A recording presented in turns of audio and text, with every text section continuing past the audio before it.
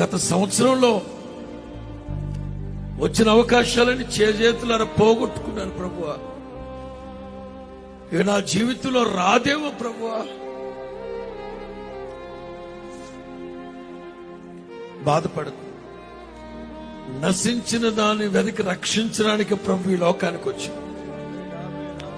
నువ్వు ఏ అవకాశాన్నైతే పోగొట్టుకున్నావో, ఏ అవకాశాన్నైతే జార విడుచుకున్నావో, నా ప్రభువు తీసుకొచ్చి నీ భుజం మీద పెట్టబోతున్నా.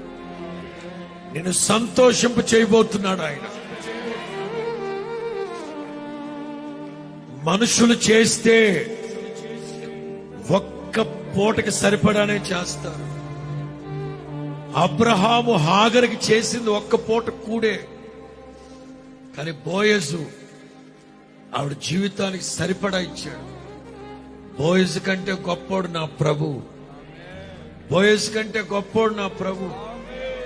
ఏ అర్ధరాత్రి అయినా అపరాత్రి అయినా 100 మందికి పెట్టగలిగే వైభవంతో నీ కుటుంబాన్ని, ఇంటిని ఆశీర్వదిస్తాడు.